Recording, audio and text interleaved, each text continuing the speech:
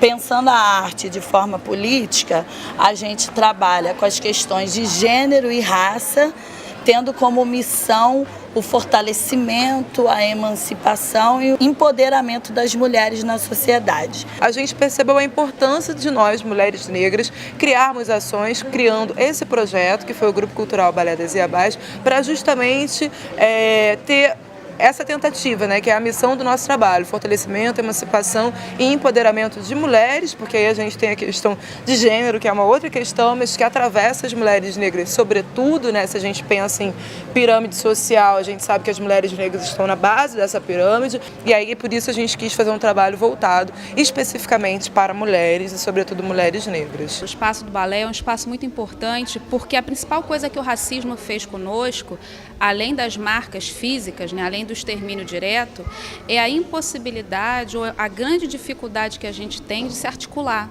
de se colocar como grupo, como coletivo, de ter um espaço para a gente falar das nossas dificuldades, das nossas emoções e da gente se fortalecer coletivamente. Então o balé ele é importante porque ele resgata, através da mitologia iorubá, que é uma das mitologias que vieram de África para nós, e ele traz, através dessa mitologia, a oportunidade da gente se reconectar, se fortalecer coletivamente. As nossas ações, elas acontecem através de espetáculo, performance e oficinas que tem como pano de fundo as histórias das Iabás, no que diz respeito às ações, às iniciativas dessas mulheres, desde a criação do mundo até os dias atuais. A luta das mulheres negras é uma luta que vem desde o processo da chegada dessas mulheres negras aqui no Brasil, né, em condição de escravizadas. Foram mulheres que já vieram em condições desumanas, enfim, em condições de trabalho forçado, né, e que desde sempre, desde os navios negreiros, elas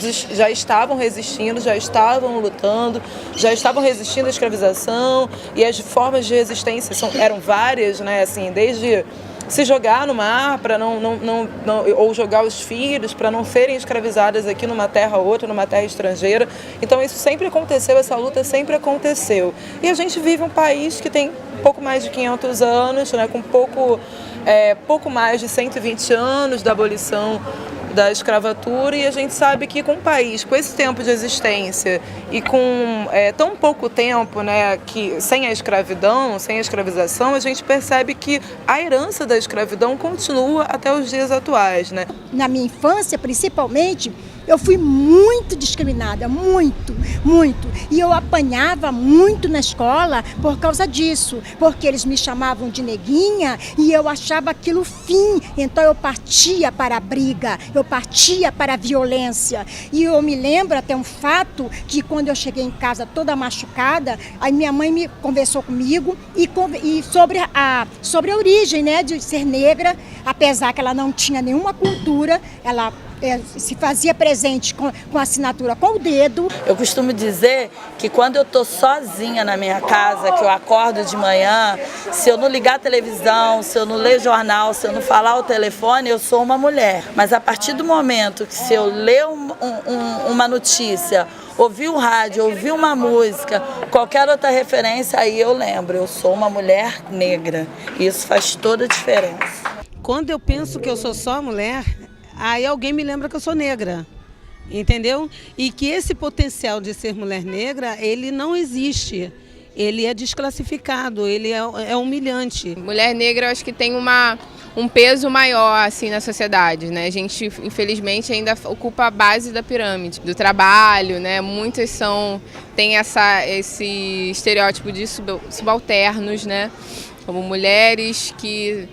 uma mulher negra já é visada como um objeto sexual, a mulher negra é visada como uma mulher que trabalha ou lavadeira ou arrumadeira, né? Ou trabalha na casa de outras pessoas, geralmente brancas, e a gente não tem essa referência, essa representatividade de mulheres negras, tanto na mídia, como enfim, como referências de mulheres com sucesso. Dentro das nossas histórias, as histórias das nossas ancestrais, na história das Iabás, a gente tem exemplos de como se comportar e como superar todas essas dificuldades. A gente costuma dizer que nós, mulheres negras, temos uma capacidade de resiliência muito grande, porque nós estamos na base da pirâmide, todos os números e estatísticas de situação de violência de mulheres negras, de situação de assassinato,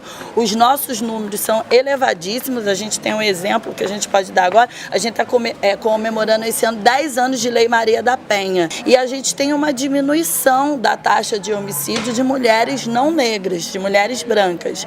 Só que a taxa de homicídio de mulheres negras, nesses 10 anos, ela aumentou. O que está acontecendo, né? Então, a gente percebe que a gente está numa situação de vulnerabilidade extrema, e todas as referências que nos é dadas, até mesmo pelo feminismo, que o feminismo não negro, ela não nos contempla.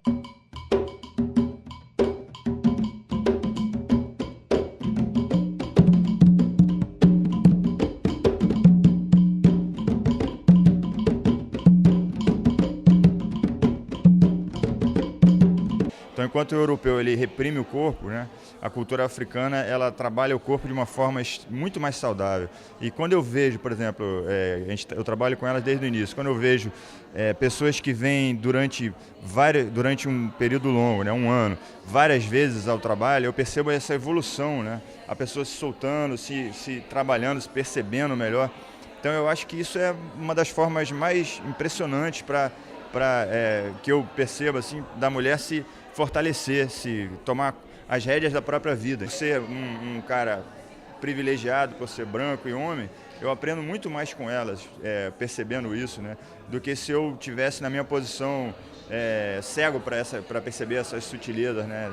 Então acho que mudar essa perspectiva para mim tem sido um aprendizado enorme. Assim. Muitas mulheres levam, por exemplo, seus filhos, crianças, levam os companheiros, homens também vêm participar das oficinas. A gente já teve, inclusive, uma vivência que foi uma vivência especial para homens, porque a gente entende que quando a gente está trabalhando a questão de gênero, os homens precisam também participar dessa luta, né? Precisam chegar junto. Então, ela é uma vivência aberta para todo mundo pode participar. A gente é uma vivência gratuita, a gente pede a contribuição consciente daquelas pessoas que podem contribuir, porque é uma forma de manutenção do nosso trabalho, que a gente tem diversos custos para realizar a vivência. Então, quem pode contribuir, contribui. Quem não pode contribuir, não contribui, participa da mesma forma, né? Quando você coloca um grupo de pessoas junto, um grupo de mulheres, existe muito o que falar, o que conversar. Então, essa iniciativa de reunir grupos de mulheres, você não precisa ter nada prévio. Você pode, a partir dessa iniciativa de reunir o grupo de mulheres,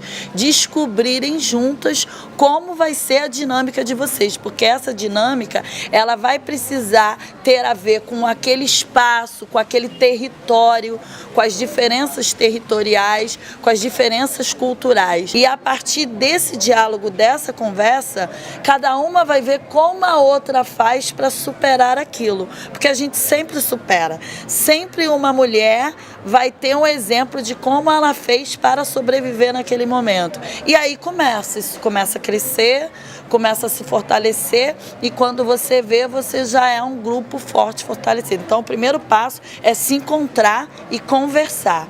E a partir do diálogo, as diretrizes vão sendo construídas.